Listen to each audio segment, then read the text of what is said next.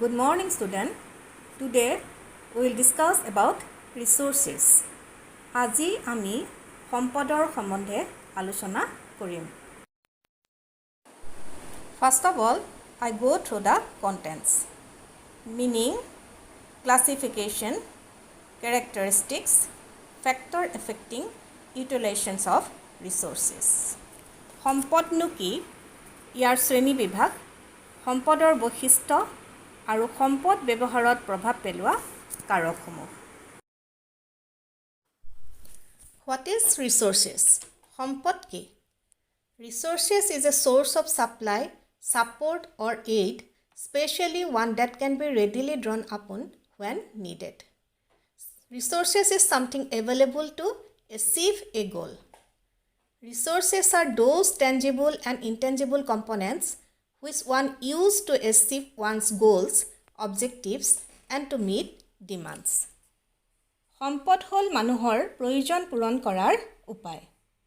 আমাৰ প্ৰয়োজন পূৰণ কৰাত সহায় কৰা যিকোনো সামগ্ৰী বা উপায় হ'ল সম্পদ।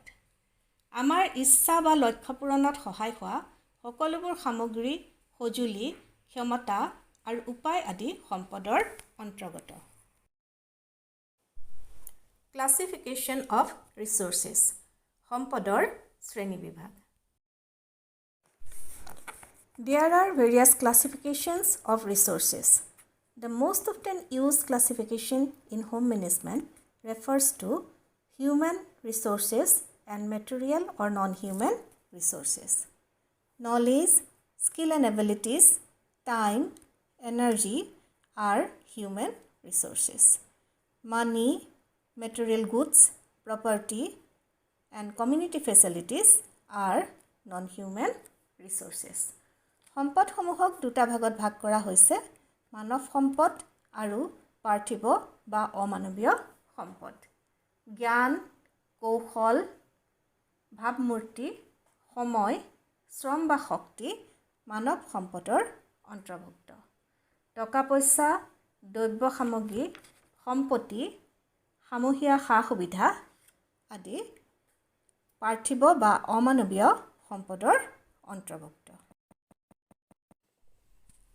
Human resources are less tangible resources which are internal in nature.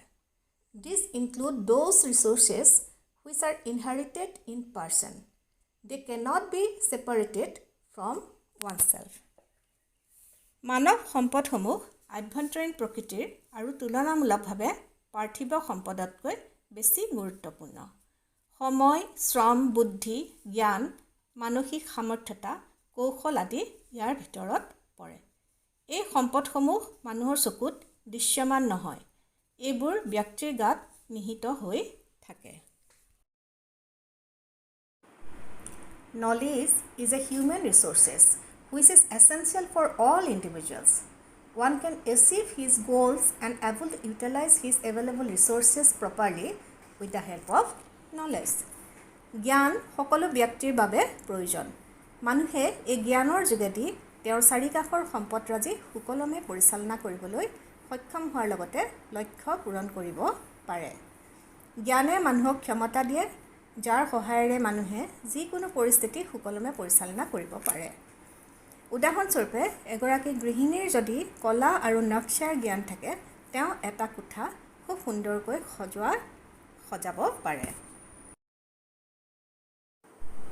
Skill and abilities are also human resources. These resources include both inherited and acquired resources of an individual. Skill can be developed through systematic learning and practices, and abilities can be acquired through education or from other family members.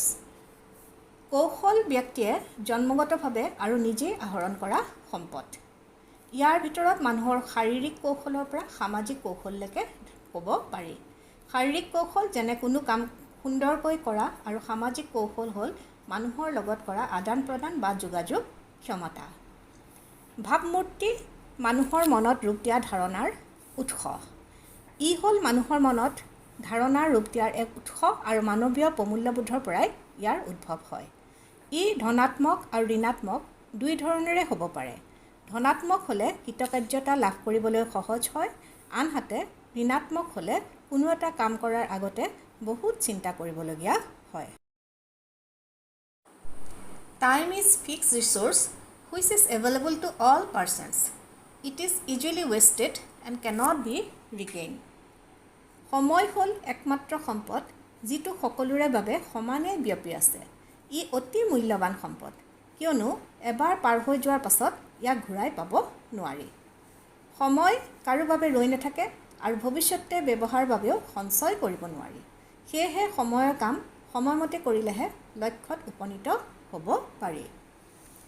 Energy is an important human resource required to carry out both physical and mental abilities. শ্ৰম বা শক্তি মানুহৰ শাৰীৰিক আৰু মানসিক কাম কৰিব পৰা ক্ষমতা। কোনো কাম কৰিবলৈ ব্যক্তিক প্ৰথমে চিন্তা শক্তিৰ প্ৰয়োজন হয় আৰু তাক ব্যৱহাৰ কৰি পৰিকল্পনা কৰে। সেইমতে শাৰীৰিক শক্তি প্ৰয়োগ কৰি কামটো সম্পাদন কৰে। আনকি পৰিয়ালৰ লক্ষ্য নিৰ্ধাৰণ কৰোঁতেও মানসিক শক্তিয়ে এক গুৰুত্বপূৰ্ণ ভূমিকা লয়। Non-human resources are those tangible resources which are available for use, but they are not part of us. These resources are the ones most desired by people. It is not, however, equally available to all, and hence its careful management is the major concern of almost everyone.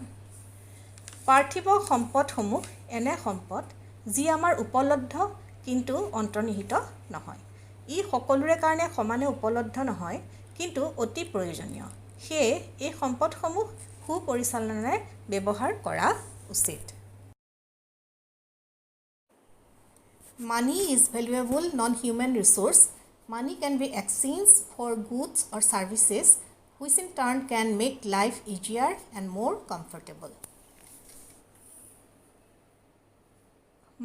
টকা পইচা এনে এক সম্পদ যিয়ে মানুহক ক্ৰয় কৰিব পৰা ক্ষমতা দিয়ে, যাৰ সহায়েৰে ব্যক্তিয়ে নানান সামগ্ৰী সেৱা ল'ব পাৰে। যেনে তোমালোকে এতিয়া প্ৰয়োজন হোৱা কিতাপ কলম বহি আদি টকা পইচাৰ সহায়েৰে সংগ্ৰহ কৰিব পাৰা।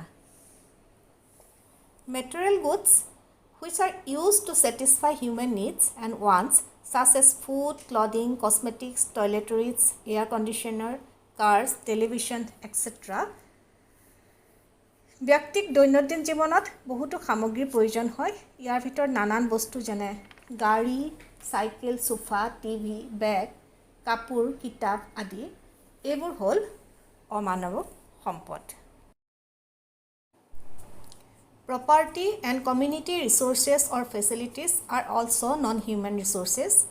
The house, bungalow, flat, shop, land or plot, car, valuable jewelry are termed as resources as they satisfy want and give security to people. সম্পত্তি বুলিলে সাধাৰণতে মাটি, ঘৰ, ফ্লেট, দোকান, গাড়ী, সোণ, ৰূপ, মণি, মুক্তা আদি বুজায়। এইবোৰৰ সহায়েৰে মানুহে নিজৰ ৰুচি অনুসৰি জীৱন নিৰ্বাহ কৰিব পাৰে। Community facilities such as parks, markets, cooperative stores, libraries, hospital, schools and public bus are resources commonly available, and these resources are shared equally by all members of community. সমূহীয়া সা-সুবিধা এনে এক সম্পদ যিবোৰ এটা অঞ্চলৰ সকলো ব্যক্তি আৰু পৰিয়ালেই ব্যৱহাৰ কৰে।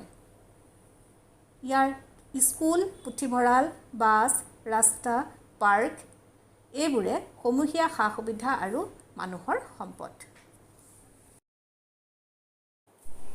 Characteristics of resources. সম্পদৰ বৈশিষ্ট্য। Number 1. Resources are useful. সকলো সম্পদেই মানুহৰ ব্যৱহাৰযোগ্য কিয়নো মানুহৰ প্ৰয়োজনসমূহ পূৰণ কৰিব পৰা ক্ষমতা এই সম্পদসমূহৰ আছে। Number 2. Resources are limited. সম্পদসমূহৰ যোগান সীমিত। ই গুণগত আৰু পৰিমাণগত দুই ধৰণেৰে হ'ব পাৰে। যেনে সময়, শক্তি বা শ্ৰমৰ যোগান সীমিত। 1 ঘণ্টাত 60 মিনিট বা 1 দিনত 24 ঘণ্টা থাকে। ইয়াৰ পৰিমাণ নিজ ইচ্ছাৰে বঢ়াব বা কমাব নোৱাৰি। সেইদৰে ব্যক্তিৰ কাম কৰা শাৰীৰিক মানসিক সমৰ্থতাও সীমিত। মানুহৰ দৃষ্টিত সম্পদ পৰিমাণগতভাৱে সীমিত হোৱাটো সহজে ধৰা পৰে যদিও গুণগতভাৱে সীমিত হোৱাটো সহজে ধৰা নপৰে। Number 3, the use of all resources are interrelated. সম্পদসমূহৰ পাৰম্পৰিক সম্বন্ধ আছে। কোনো এটা কাম কৰিবলৈ বা কোনো এটা লক্ষ্যত উপনীত হ'বলৈ এটা সম্পদৰ পৰিৱৰ্তে কেইবাটাও সম্পদৰ প্ৰয়োজন হয়। সকলোবোৰ সম্পদ সুচাৰুৰূপে ব্যৱহাৰ কৰিলেহে কামটো সম্পাদন কৰিব পাৰি। ধৰা তোমালোকৰ গান গোৱাৰ প্ৰতিভা আছে।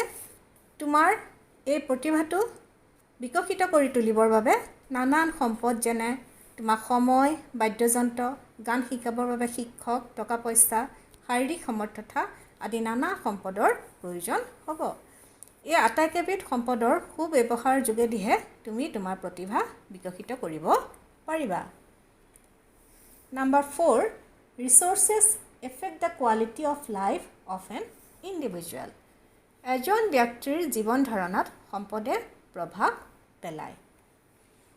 Number 5, managerial process is applicable to all resources. সকলো সম্পদৰ পৰিচালনাৰ কাৰণেই পৰিকল্পনাৰ প্ৰয়োজন আছে। Number 6, resources are identified after their contributions and are determined. সম্পদৰ মূল্যাংকন হোৱাৰ পাছতহে চিনাক্তকৰণ হয়। Number 7, resources can be substitute. সম্পদসমূহৰ বিকল্প ব্যৱহাৰ আছে। এটা সম্পদৰ পৰিৱৰ্তে আন এটা সম্পদ ব্যৱহাৰ কৰিব পাৰি, অৰ্থাৎ এটা সম্পদ আন এটা পৰিপূৰক হিচাপে ব্যৱহাৰ কৰিব পাৰি। একেটা সম্পদকে মানুহে বিভিন্ন ধৰণেৰে ব্যৱহাৰ কৰিব পাৰে। এগৰাকী গৃহিণীয়ে যদি আজৰি সময় পায়, সেই সময় তেওঁ নিজৰ ৰুচি অনুযায়ী বিভিন্ন কাম যেনে কিতাপ পঢ়া, চিলাই কৰা, ফুলৰ বাগিচা কৰা ইত্যাদি কামত নিয়োগ কৰিব পাৰে। Factors affecting utilizations of resources. সম্পদৰ ব্যৱহাৰত প্ৰভাৱ পেলোৱা কাৰকসমূহ।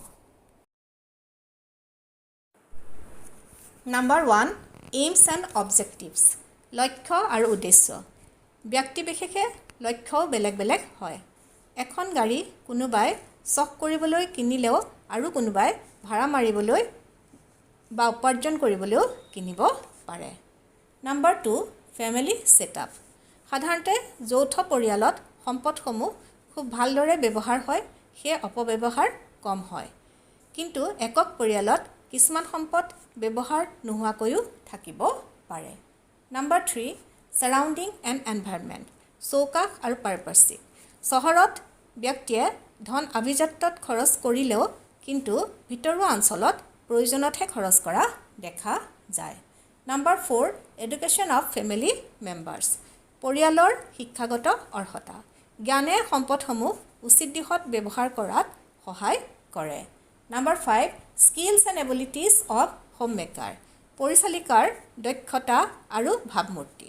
দক্ষ পৰিচালিকাই সম্পদসমূহ উচিত দিশত ব্যৱহাৰ কৰিব পাৰে, সেয়ে সম্পদৰ অপব্যৱহাৰ নহয়। Number 6, economic condition of the family. পৰিয়ালৰ অৰ্থনৈতিক অৱস্থা।